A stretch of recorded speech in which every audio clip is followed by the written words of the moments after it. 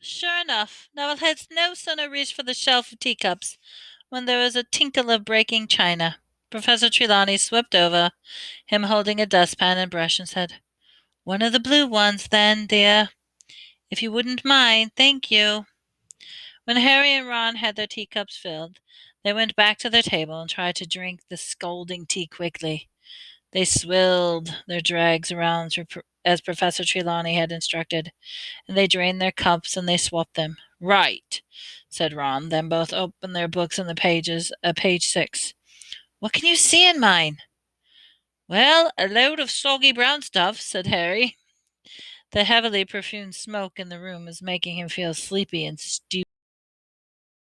"Open your minds, dear my dears. Allow your eyes to see past the mundane," Professor Trelawney cried through the gloom.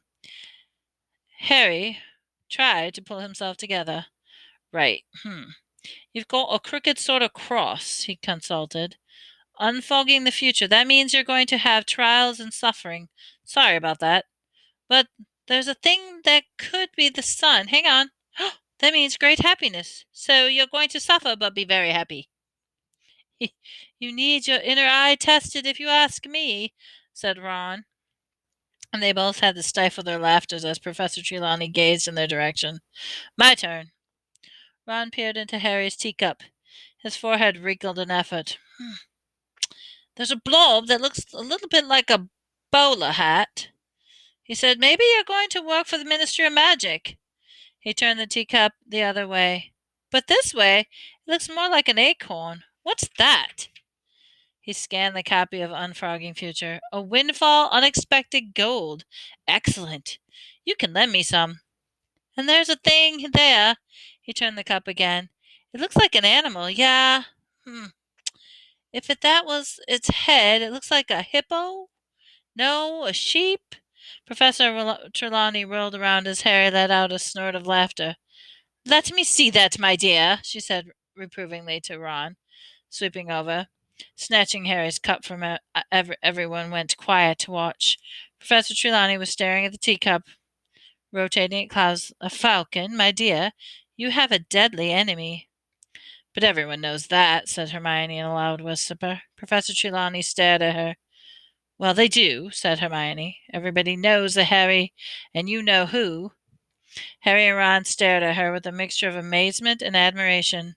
They'd never heard Hermione speak to a teacher like that before. Professor Trelawney chose not to reply. She lowered her huge eyes to Harry's cup again and continued to turn it. "The club. An attack. Dear, dear, dear. This is not a happy cup." "I thought that was the bowler hat," said Ron sheepishly. "The skull. Danger's in your path, my dear." Everyone was staring transfixed at Professor Trelawney, who gave the cup its final turn, gasped, and then screamed. There was another tinkle of breaking china. Neville had smashed his second cup. Professor Trelawney sank to the vacant armchair, her glittering hand at her heart and her eyes closed. "My dear boy! My poor dear boy, no. It is kinder not to say. No, don't ask me." "What is it, Professor?" said Dean Thomas at once. Everyone had got to their feet slowly and crowded around Harry and Ron's table, pressing the Professor Trelawney's chair to get a good look at Harry's cup. "My dear," Professor Trelawney, huge eyes opened dramatically, "you have the grim." "The what?" said Harry. You could tell he wasn't the only one who didn't understand. Dean Thomas shrugged at him. Lavender Brown looked puzzled, but nearly everybody had clasped their hands to their mouths in horror. "The grim, my dear, the grim." Professor Trelawney, who looked shocked that Harry hadn't understood. "The giant spectacled dog that haunts churchyards, my dear boy. It's an omen, the worst omen of death." Harry's stomach lurched. The dog on the cover of Death Omens and Flourish and Bots. The dog in the shadows of Magnolia Crescent. Lavender Brown clapped her hands to her mouth, too. Everyone was looking at Harry except Hermione, who had gotten up and moved around to the back of the Professor Trelawney's chair.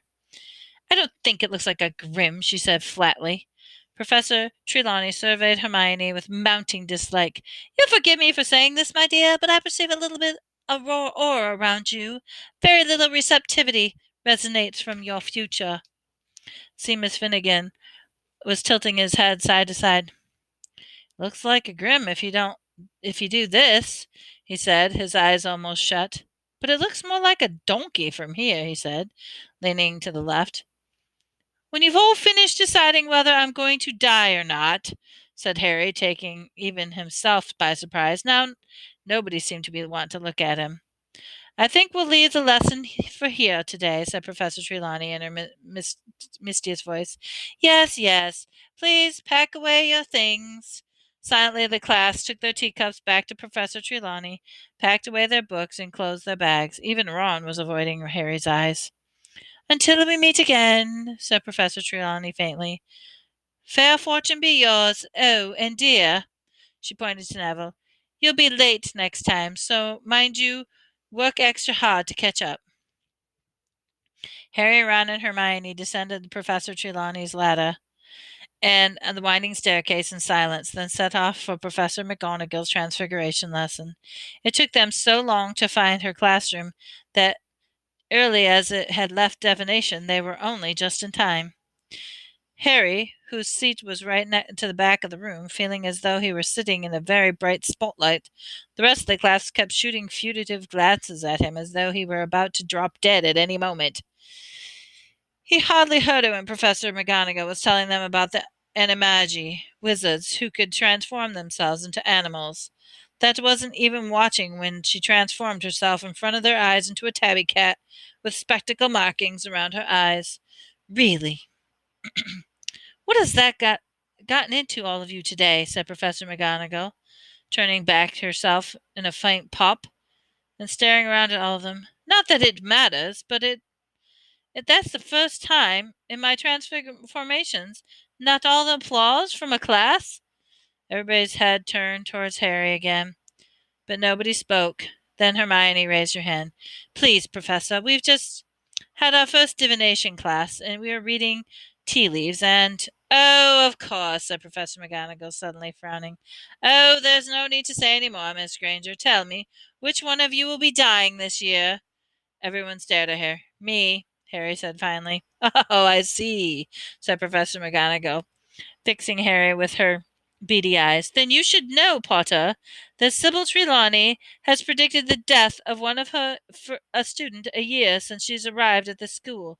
None of them has died yet. Seeing death omens is her favorite way of greeting a new class.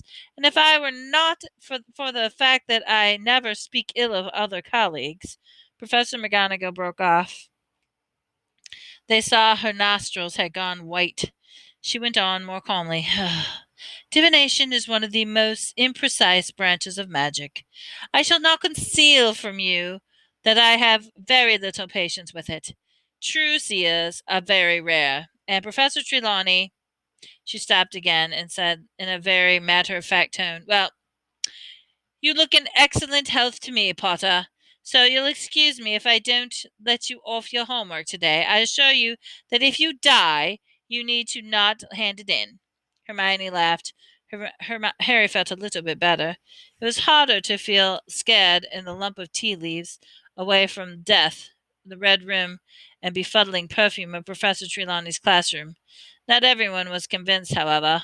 Ron still looked worried, and Lavender whispered, but what was about Neville's cup? Then the transfiguration class had finished. They joined the crowd, thundering towards the great hall for lunch. Ron, cheer up, said Hermione, pushing a dish of stew towards him. You heard what Professor McGonagall say. Ron spotted stew on his plate and picked up the fork, but didn't start. Harry, he said in a low, serious voice, you haven't seen a grape-legged dog anywhere, have you? Yeah, I have, said Harry. I saw one the night I left the Dursleys. Ron let his fork fall with a clatter. Probably a stray, said Hermione calmly. Ron looked at Hermione as though she had gone mad. Hermione! If Harry seen a Grimm, that's bad, he said. My Uncle Billy saw one, and he died 24 hours later. Coincidence, said Hermione, airily pouring herself some pumpkin juice. You don't know what you're talking about, said Ron, starting to get angrier. angry. Grims are scare the living daylights of most wizards. Then there you are, said Hermione in a superior tone. They see a Grim and they die of fright. The Grim's not an omen. It's the cause of death, and Harry is still with us because he's not stupid enough to see one and think. Right, well, I'd better kick off to the bucket then. I better kick the bucket then. Ron mouthed wordlessly to Hermione, who opened her bag, took out a new arithmetic book, and propped it open against her juice jug. I think divination seems very woolly, she said, searching her page. A lot of guesswork, if you ask me. There's nothing woolly about Grim and the cup, said Ron hotly. You don't seem quite confident when you're telling Harry it was a sheep, said Hermione coolly. Professor Trelawney said you didn't have the right aura. You just don't like being bad at something for a change. He had touched a nerve. Hermione slammed her arithmetic book down on the table, and so hard that bits of meat and carrot flew everywhere. If being good at divination means I have to pretend to see death, omens, and a lump of tea leaves, then I'm not sure I'll be studying it much longer. The lesson was absolute rubbish compared to with my arithmetic class. She snatched her bag and stalked away. Ron frowned at her after her.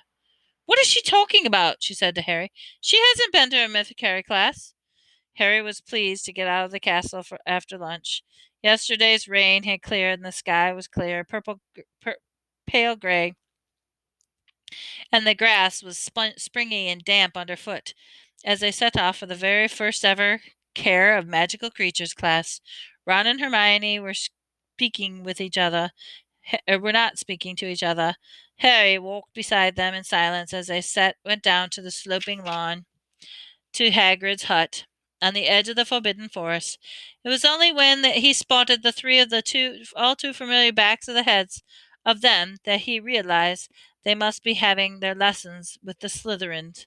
Malfoy was talking animatedly to Crabbe and Goyle, who were chortling. Harry was quite sure he knew what they were talking about. Hagrid was waiting for his class at the door of his hut. He stood there at the moleskin overcoat with Fang, the boarhound, at his heels, looking for impatient to start. Come on now, get a move on, he called as the class approached. Got a real treat for you today. Great lesson coming up, yeah. Everyone here? Yeah, right, follow me. For one nasty moment, Harry thought that Hagrid was going to lead them into the forest. Harry had had enough of unpleasant experience in there to last him for a lifetime. However, Hagrid strolled off around the edge of the trees. For 5 minutes later, they found themselves outside a kind of paddock where there was nothing in there. Everyone gather round, fence here, he called. That's it. Make sure you can see. Now, first thing you want to do is open your books. How? Said the cold, drawling voice of Draco Malfoy. Eh? Said Hagrid. How do you open your books? Malfoy repeated. He took the copy of his monster book of monsters, which he had found shut with a length of rope. Other people took theirs out. Some people, like Harry, had belted their books shut. Others had crammed them tight bags or clamped them together with binder clips. Hasn't anyone been able to open their books? Said Hagrid, looking crestfallen. The class all shook their heads. You've got to be stroking 'em, said Hagrid, as though this was the most obvious thing in the world. Look! He took Hermione's copy, ripped off the scallotape, and, and bound it. That bound it. The book tried to bite, but Hagrid ran his giant finger down the spine of the book, and it shivered, and then it fell open and lay quiet in his hand. Oh, how silly we've all been, Malfoy sneered. We should have stroked them. Why didn't I guess? I I thought they were funny, Hagrid said uncertainly to Hermione. Oh, tremendously funny, said Malfoy. Really witty, giving us books that try to rip our heads off. Shut up, Malfoy, said Harry quietly. Hagrid was looking downcast. Harry wanted Hagrid's first lesson to be a success. Right then, said Hagrid, who seemed to have lost his. You've got your books, and now y'all need magical creatures, yeah? So I'll go get 'em. Hang on.